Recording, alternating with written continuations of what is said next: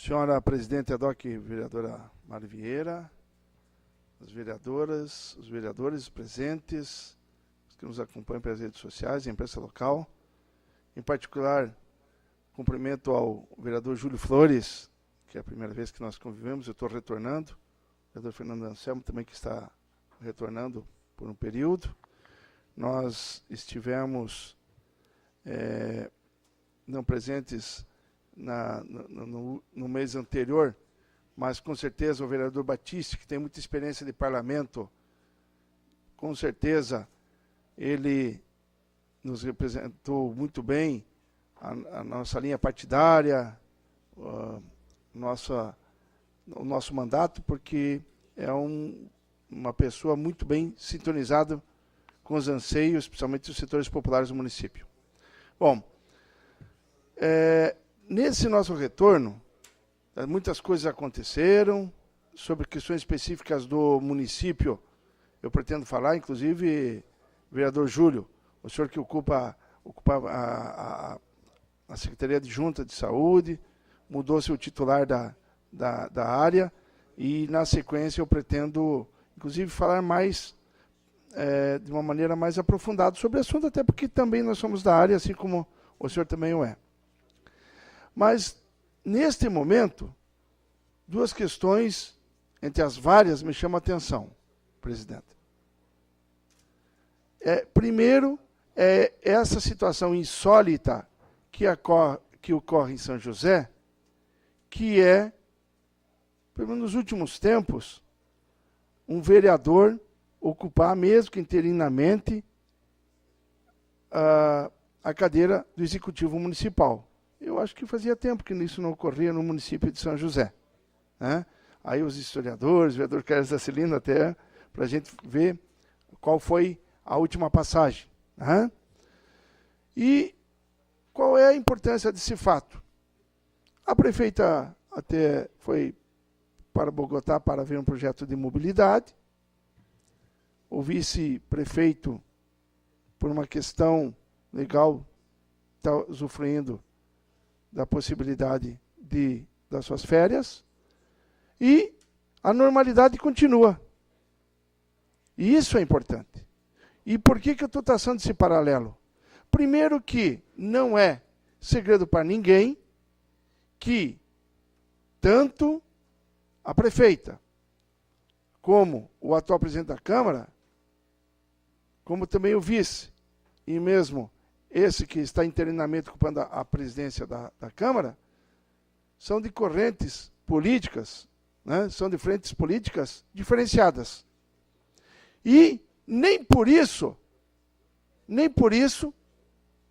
nós, cada um resguardando a sua identidade política, vindo de frentes de luta política, inclusive eleitorais divergentes, conseguimos encaminhar a normalidade da transição que as convenções sociais assim o exigem, o Estado de Direito Democrático.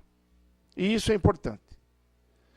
E em São José, falei hoje de manhã na transmissão de posse, como também rapidamente lá no Paço Municipal, na Prefeitura, é um exemplo nesse momento.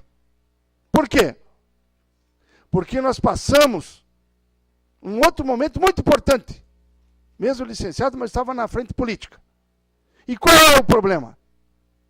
Nós aqui respeitamos a normalidade democrática. E nós acabamos de ter uma eleição presidencial que, mais uma vez, o povo deixou bem claro que a eleição não foi entre duas pessoas, mas que foi entre dois modelos. Dois modelos. E aqueles que não tiveram êxito eleitoral, alguns assimilaram o resultado. Mas as aves do mau agouro da ribação, tem gente falando em volta aos militares, tem gente falando em volta à ditadura. Essas pessoas, ou de fato, têm gosto de sangue na boca e a mão suja, por ser contra a democracia, ou não leram a história, ou não conhecem a história quando falam uma bobagem dessa. Porque não é bobagem. Eles brincam e brincam com a vida das pessoas. E pessoas que são do meu círculo de convivência, que de fato estão convencidas que necessita de um golpe militar, de uma situação de ditadura nesse país, eu peço que nem me cumprimentem. Porque eu conheço pessoas que foram torturadas, pessoas que foram mortas por esse regime de exceção, e essas pessoas começam, por um insucesso eleitoral, a achar que a solução para o Brasil é essa. Não é. Não é. Outra questão, vereador Neri, o senhor que tem bastante experiência. O discurso lacerdista, pseudo-moralista, não ganha mais eleição nesse país. Uma coisa eu concordo com a nossa presidenta. A diferença desse momento da Petrobras dos anteriores é que nesse momento as instituições estão apurando os fatos.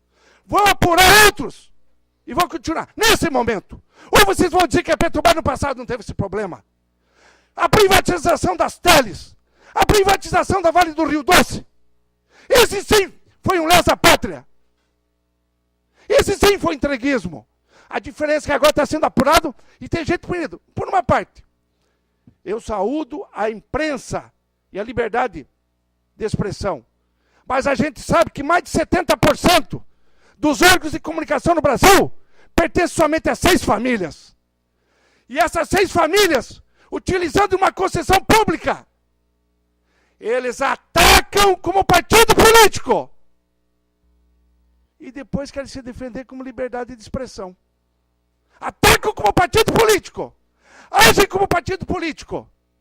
Ao sul do Brasil, inclusive, a gente sabe que tem uma rede que é o principal partido político de Santa Catarina e Rio Grande do Sul. Eles nomeiam e desnomeiam quem querem.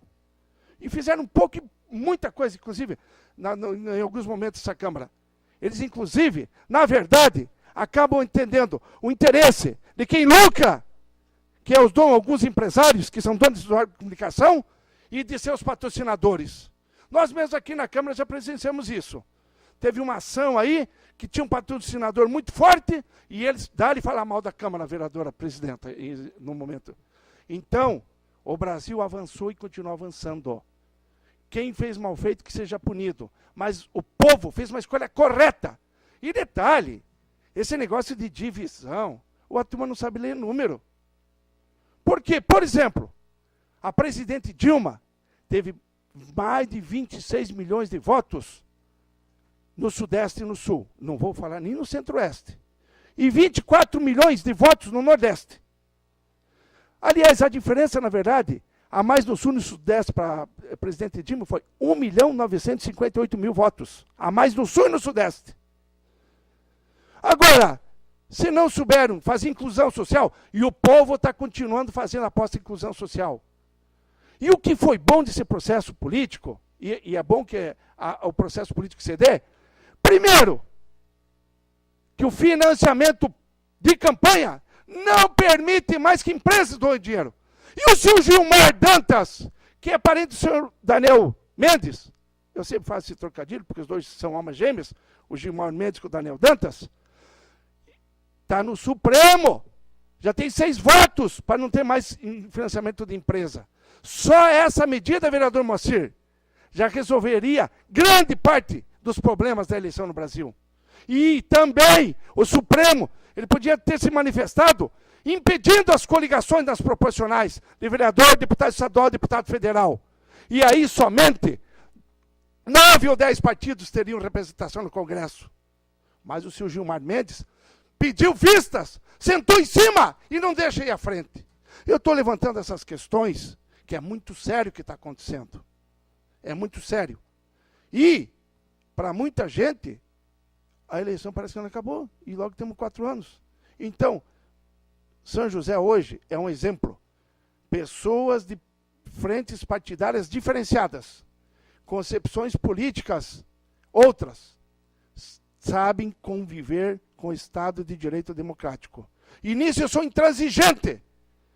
Eu não vou tolerar que nem em pensamento, nem em forma de piada de mau gosto, alguém faça alguma alusão a uma ditadura sanguinária que não tiver presente.